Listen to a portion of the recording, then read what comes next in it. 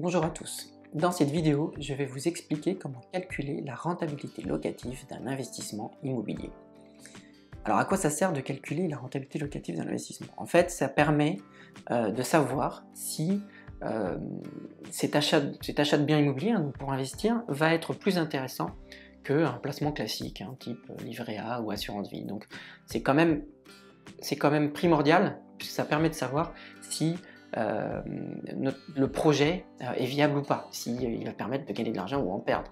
Du coup, je vais rentrer dans les détails des calculs, je vais essayer d'être le plus simple possible, tout simplement parce qu'il y a plusieurs façons de calculer la rentabilité d'un bien immobilier. Souvent on le fait mal d'ailleurs, et souvent on ne comprend pas. Donc si je vous parle de valeur actuelle nette, VAN, de taux de rendement interne, TRI, de rentabilité nette, brute, etc. Ce sont tous des termes qu'on voit un peu partout avec des formules, mais on a quand même du mal à comprendre laquelle il faut utiliser, pourquoi et comment ça marche. Donc voilà. En tout cas, je vais essayer de répondre à toutes ces questions dans cette vidéo. Donc pour commencer, on va prendre un cas simple d'un achat immobilier en France d'une valeur de 100 000 euros. Pour l'exercice, on va considérer qu'on peut louer ce bien, donc si on trouve un locataire et qu'on le met dans le bien immobilier, qui va payer un loyer de 600 euros par mois. Quand on fait un investissement immobilier, en tant que propriétaire, on a des charges à payer. Donc là aussi on va faire simple. En gros les charges c'est, vous avez une taxe foncière, vous avez éventuellement des charges de copropriété, donc un syndic à payer, éventuellement de l'électricité, enfin tout un tas de charges, plus aussi bien sûr des impôts éventuels, etc. Donc je ne vais pas rentrer dans le détail des charges d'un investissement locatif, de comment on fait un investissement locatif, du régime fiscal, etc. Ça sera l'objet peut-être d'une autre vidéo, mais pour le moment on va considérer qu'on a à peu près 500 euros de taxe foncière, 500 euros de charges de copropriété, et puis 500 euros d'impôts. On va faire très simple. Donc les charges, dans ce cas-là, sont de 1500 euros, du coup, comme je viens de le dire, par an. À partir de ça, on peut maintenant calculer un rendement locatif. Alors, je vais passer en revue tous les calculs de rendement locatif. Donc je vais commencer par le plus simple, c'est celui que la plupart des gens utilisent pour un calcul rapide, c'est ce qu'on appelle le rendement locatif ou la rentabilité locative brute, qui se calcule en prenant en compte les revenus, donc 600 euros par mois, ce qui fait 600 euros x 12 pour les prendre sur un an, pour avoir le rendement sur un an, divisé par l'investissement, donc 100 000 euros. Dans le montant de l'investissement, habituellement, il y a des frais de notaire, éventuellement des travaux, des frais de banque, etc. Ici, pareil, on fait simple et on dit qu'on a 100 000 euros, donc on obtient 7,2%. Le problème dans ce calcul-là, c'est qu'on ne prend pas en compte les charges. Donc en fait, on ne gagne pas réellement 7200 euros, mais 7200 euros moins les charges qui sont de 1500 euros par an. Donc, si on calcule le rendement net, eh bien, on va avoir 7200 euros, qu'on avait tout à l'heure, donc les 600 x 12, auquel on retire 1500 euros et qu'on divise par la même somme investie, donc 100 000 euros. Alors si on fait ça, ça nous donne un rendement donc net de 5,7%. Donc on voit que le rendement est quand même pas aussi élevé qu'on pourrait le croire, ou qu'on aurait pu nous le dire si on avait fait un calcul très simple. Maintenant ce rendement, donc 5,7%, est-ce qu'on peut vraiment s'y fier? Alors c'est pas sûr du tout. Pourquoi? Il n'est pas complet et parfait parce que il lui manque un point essentiel. Alors pour illustrer ce problème, je vais prendre deux cas. Le cas 1 est le cas d'une personne qui va en fait acheter ce bien immobilier cash, c'est-à-dire qu'elle va utiliser 100 000 euros qu'elle a de côté sur un compte bancaire pour acheter ce bien immobilier. Donc aucun emprunt, on l'achète cash. Donc achat comptant, 100 000 euros. Et le cas 2, on va prendre quelqu'un qui va juste apporter 10% du montant, donc 10 000 euros de sa poche, donc de son compte bancaire, de son épargne, et il va emprunter les 90 000 euros restants pour faire les 100 000 euros pour les payer au vendeur. D'accord? Pour l'instant, vous me suivez. Donc l'emprunt, on va prendre en compte un emprunt à 1,1% de taux sur 20 ans, ce qui est à peu près les taux constatés en France actuellement.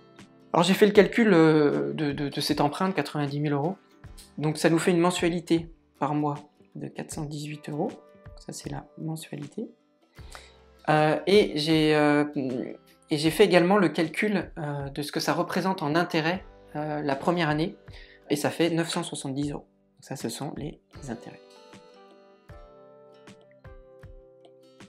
Alors, j'ai ces deux cas-là, donc quelqu'un qui paye comptant et quelqu'un qui fait un emprunt pour acheter son bien immobilier. Maintenant, si on reprend les deux calculs de rendement qu'on vient de faire. Et donc le rendement net, au final, si on regarde ça, on pourrait se dire qu'il se calcule de la même façon. Donc au final, que ce soit un achat comptant ou un achat avec crédit, on obtient la même formule, 5,7%, puisqu'on a le même loyer, même charge. Alors, petite subtilité, on pourrait recalculer encore le rendement net en prenant en compte la nouvelle charge qu'a le K2, puisque le K2 emprunte, donc il a une charge d'intérêt la première année de 970 €. Donc si on calcule le rendement net dans le K2, donc on va reprendre, donc on a 7200 €, moins 1500 € de charge, moins donc les 970 € d'intérêt, qu'on va diviser par 100 000 €. Alors si on fait ce calcul, on obtient 4,73%. On va avoir un point de différence, à peu près, entre celui qui achète cash et celui qui achète avec crédit. Donc celui qui achète avec crédit fait un rendement de 4,73, alors que celui qui achète cash fait un rendement supérieur de 5,7%. Alors, du coup, c'est quand même bizarre. C'est que si intuitivement, on se dit quand même, dans la période actuelle, si je fais un achat à crédit, ça devrait quand même être plus intéressant, alors je vais vous expliquer pourquoi après, de faire un investissement immobilier avec un crédit, c'est ce qu'on appelle l'effet de levier. Ça devrait être plus intéressant. Or là, si on fait ce calcul, on constate qu'en fait, le taux de rendement est inférieur, donc c'est moins intéressant. Alors, du coup, on ne sait pas si on doit se fier à ce calcul et à ces formules. Il lui manque un aspect majeur, qui est le fait que, dans un cas, la personne n'a plus les 100 000 € puisqu'elle les a donnés au vendeur, et dans l'autre cas, la personne a gardé, parce qu'on considère qu'elle a aussi les 100 000 €, mais qu'elle a gardé 90 000 € et qu'elle n'a dépensé que 10 000 €.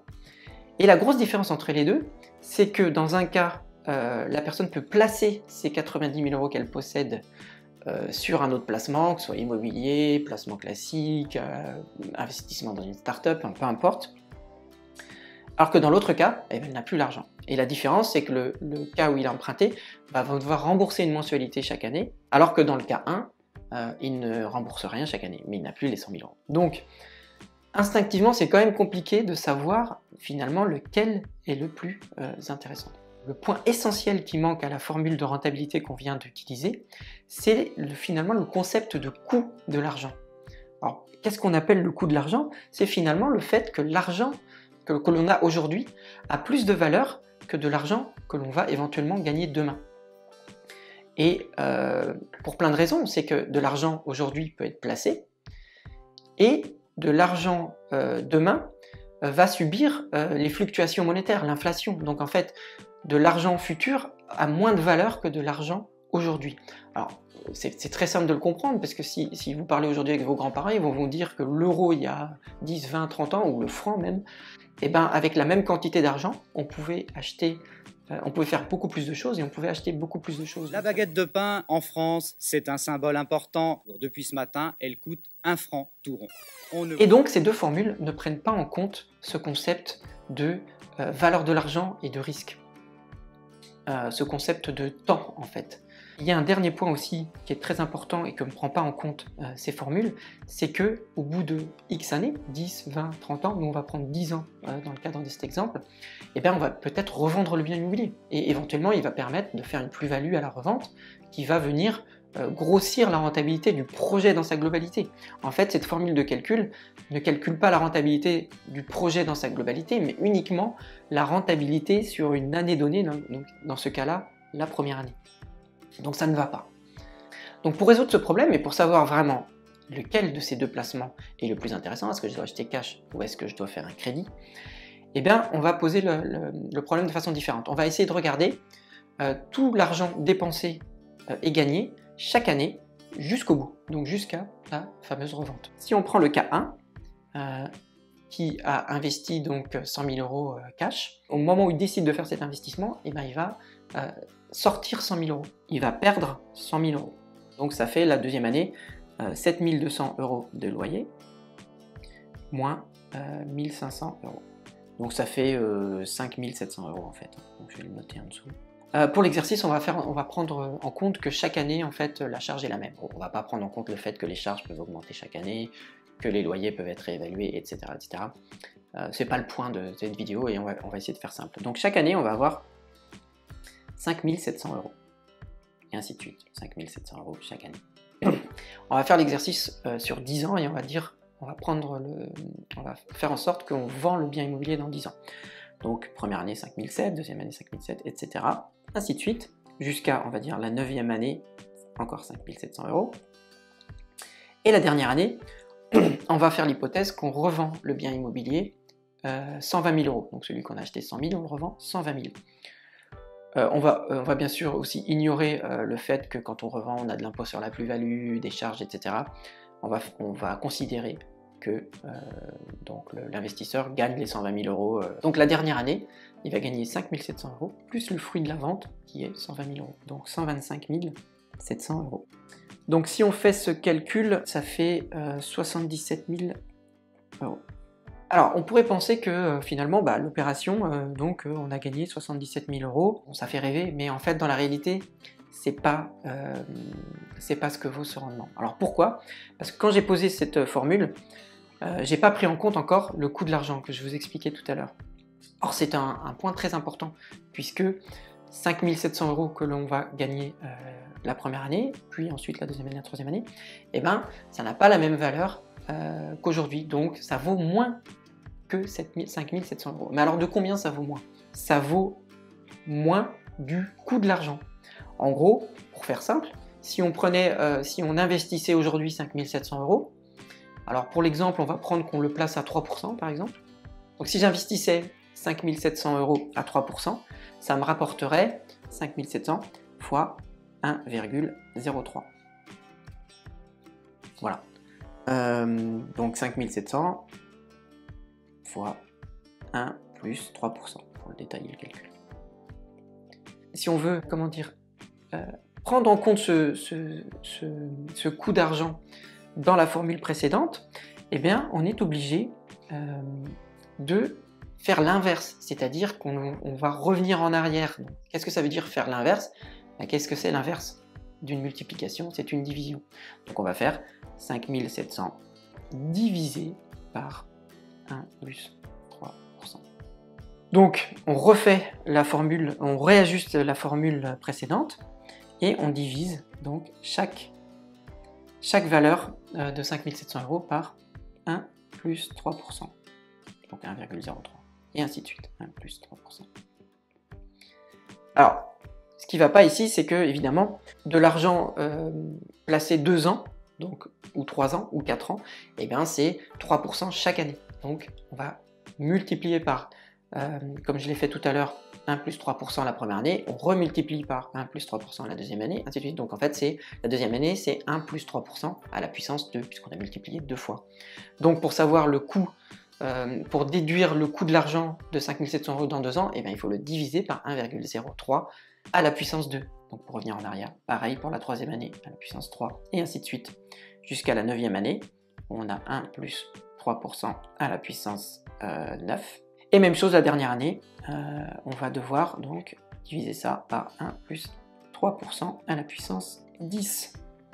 Et si on fait ça, eh bien on obtient 36 809 €. Donc bien sûr, bien moindre que ce qu'on avait dit tout à l'heure. Finalement, ce qu'on a gagné sur tout le projet, c'est 36 809 € sur 10 ans en le revendant 120 000 €.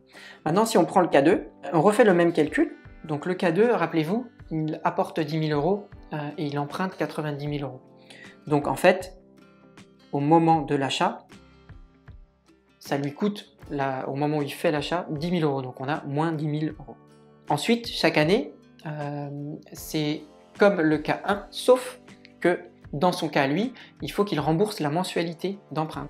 Donc on va déduire, comme précédemment, 5700 €, mais auquel on va devoir enlever la mensualité d'emprunt calculée sur l'année, donc moins 418 x 12, ce qui nous donne, alors j'ai fait le calcul, 685 €.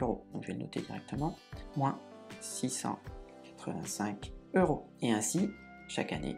Et alors la 10e année, il y a une différence qu'on va devoir prendre en compte, c'est qu'évidemment quand il revend le bien 120 000 €, il doit rembourser au bout de ce qui reste en fait de capital sur le prêt bancaire à la banque, qui s'élève aux alentours de 50 000 €. Donc en fait, il ne gagne pas 120 000 €, mais en fait 120 moins 50 000 € parce qu'il doit rembourser la banque, c'est-à-dire 70 000 €. Et si on fait le calcul avec les 685, eh bien on obtient,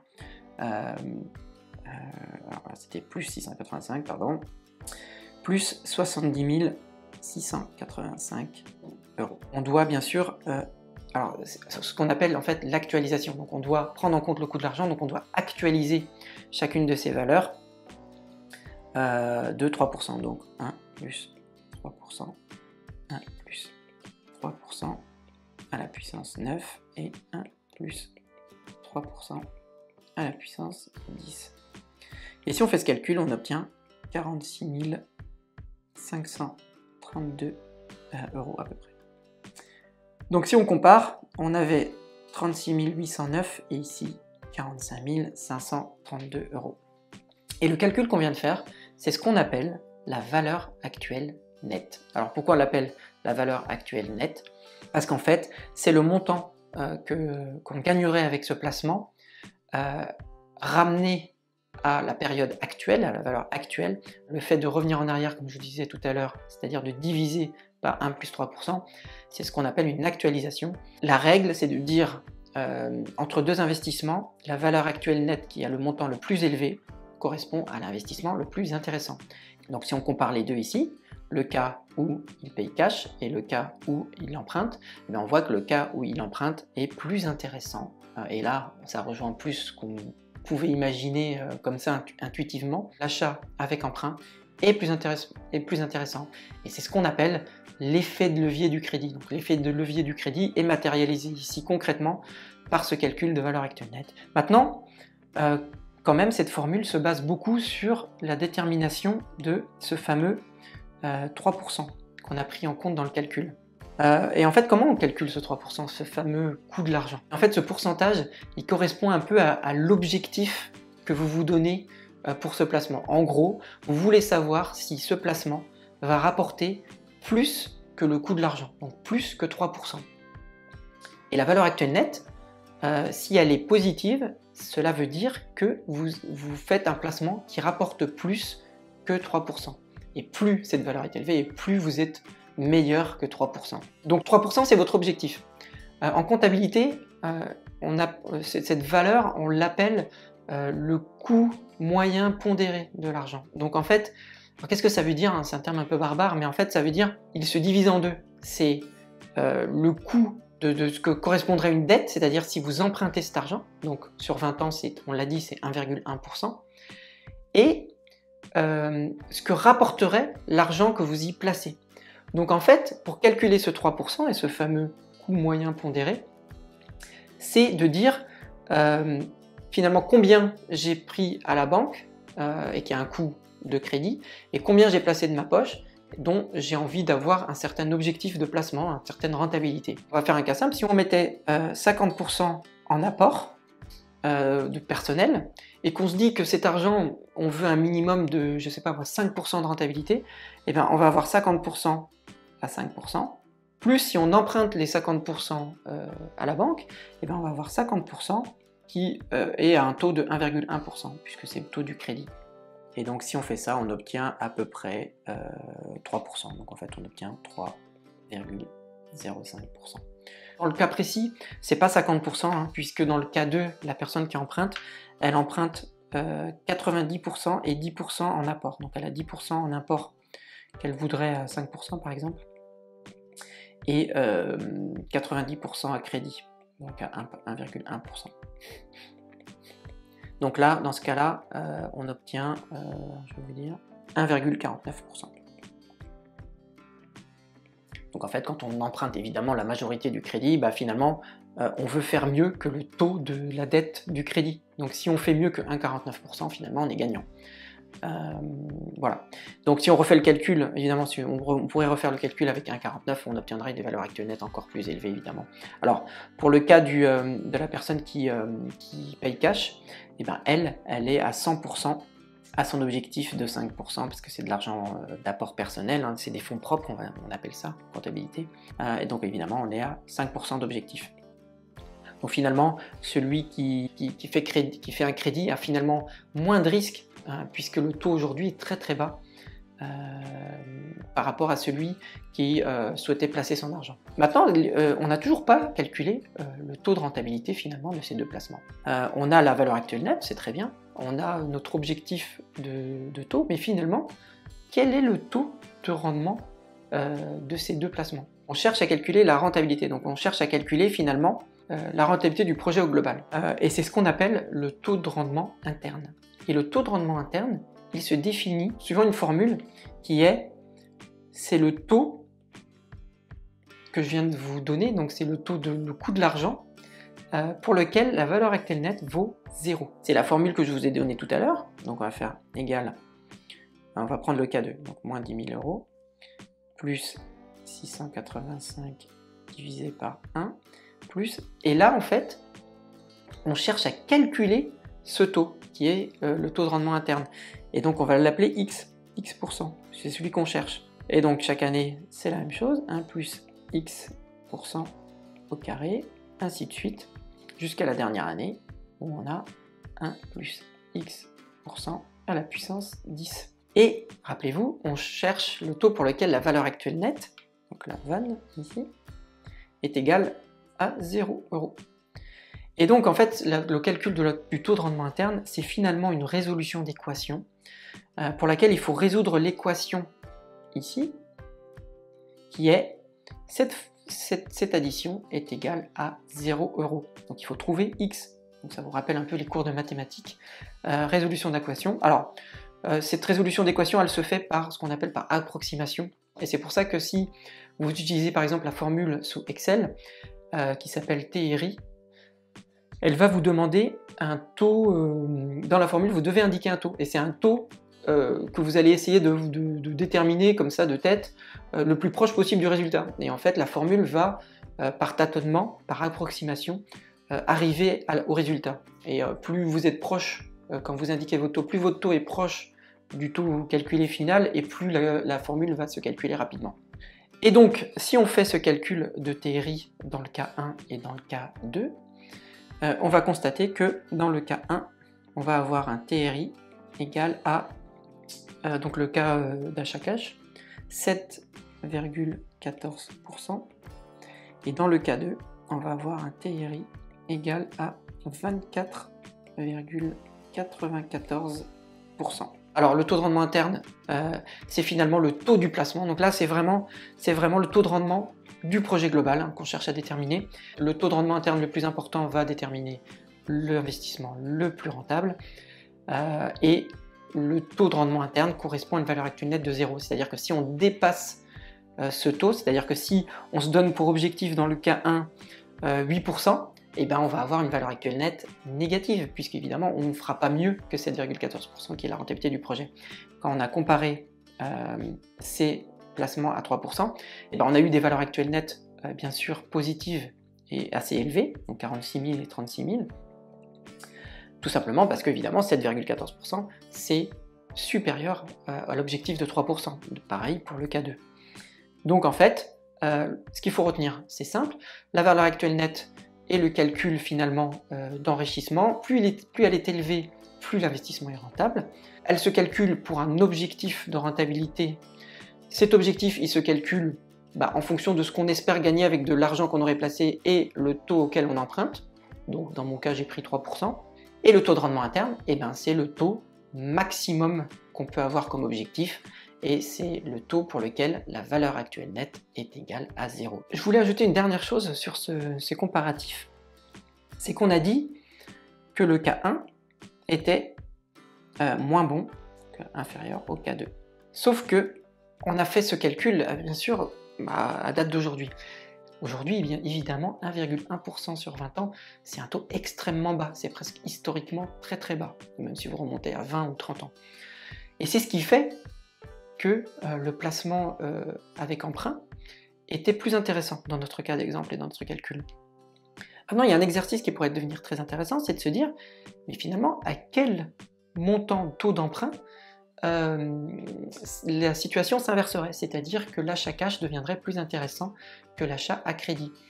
Il ne faut pas oublier que il y a longtemps dans le passé, on avait des taux qui pouvaient être de 10, 13, voire plus % d'intérêt sur un crédit immobilier. Et donc j'ai fait l'exercice, et pour un taux d'emprunt à 1,1%, on avait donc une vanne à 46 532 € pour le K2, donc avec emprunt, et on avait donc 36 809 € pour le K1, donc avec un paiement cash. Maintenant, si on prend un taux de 5%, allez, 5% de taux d'emprunt, on va avoir pour le K2 29 038 et pour le K1 36 809 €. Donc, dans le cas d'un taux d'emprunt à 5%, on a la situation qui s'inverse puisqu'on a le K2 qui est moins intéressant que le K1. Donc, qu'est-ce que ça veut dire? Ça veut dire que si le taux d'emprunt aujourd'hui passait à 5% et qu'on refaisait ces mêmes calculs, et bien en fait, on vous dirait, et que vous avez bien sûr 100 000 € de côté, hein. Je sais que c'est pas forcément le cas de tout le monde, mais c'est juste le cas de l'exercice, et bien si vous avez 100 000 €, il vaudrait mieux les acheter votre bien immobilier cash que faire un crédit immobilier. Alors on pourrait aussi faire un dernier cas hein, qui serait le placement sur un livret A. C'est quand même un calcul intéressant à faire. Donc si on faisait de voir qu'est-ce que donnerait finalement le taux de rendement interne sur un placement sur un livret A à 1% par an. Donc si on plaçait 10 000 € sur un livret A, donc on refait le calcul de vanne, hein. Donc on va prendre le livret A, on va placer 10 000 € au départ, donc on va prendre le même cas que le cas avec emprunt, donc il apporte 10 000 €, on va placer 10 000 €, on va faire pareil. On va gagner 100 € la première année, on va gagner 201 € la deuxième année, ainsi de suite, et on va gagner 937 € la 9e année, et la dernière année on récupère les 10 000 € plus les intérêts, et ça nous fait plus 11 046 €. Ça correspond un peu comme si on revendait le bien immobilier, qu'on récupère l'argent, là on récupère notre argent placé au départ, qui était un peu bloqué, entre guillemets. Et si on fait ça, on obtient une vanne de 1997 € et un TRI à 5,23%. Donc on voit qu'il est moins intéressant, donc si je reprends moins intéressant que les placements qu'on a évoqués tout à l'heure, hein, qui sont le cas avec crédit qui est à 24% et 7%. Voilà, donc ces formules en fait, que ce soit la valeur actuelle nette ou le taux de rendement interne, vous pouvez les obtenir assez facilement, vous pouvez les utiliser sur Excel. Hein. Sur Excel, je crois que c'est VAN pour la valeur actuelle nette, TRI, c'est IRR, ou TRI en français, ça dépend de votre Excel, pour calculer le taux de rendement interne. Je vais vous mettre mon petit fichier Excel qui contient le résumé des calculs que je viens de vous indiquer, donc le cas 1 d'un achat sans crédit, le cas 2 d'un achat avec crédit, et le cas 3 d'un investissement en livret A. Et en plus, vous pourrez jouer avec le taux d'emprunt, puisque le Excel permet de jouer avec le taux d'emprunt pour voir quel placement est le plus intéressant. Et puis bien sûr, vous pouvez changer avec vos propres valeurs de dépenses ou de loyer. Alors bien sûr, pour faire un véritable calcul d'investissement immobilier, il faudrait prendre en compte les véritables charges et le véritable loyer, plus l'indexation des prix, etc., plus le calcul des impôts et de la fiscalité. Bien sûr, ici, c'était pas l'objet de la vidéo, mais ça pourra faire l'objet d'autres vidéos où je pourrais vous expliquer tout ça en détail. Voilà. Donc j'espère que cette vidéo vous a plu. Elle me tenait pas mal à cœur. J'ai appris pas mal de choses en la préparant. Mais en fait, ce que vous venez de voir et ce que je viens de vous expliquer finalement, c'est de la comptabilité et ça permet de comparer n'importe quel placement, ça permet de calculer la rentabilité d'une société, d'un placement quelconque. Donc c'est plus vaste que l'investissement immobilier, même si là, l'intérêt c'est que ça nous permet de mieux prendre les décisions dans le cas d'un achat immobilier. Voilà. Merci à tous, j'espère que cette vidéo sera utile et n'oubliez pas, vérifiez toujours la rentabilité de vos projets avant de vous lancer. C'est très important. Voilà, merci, à bientôt.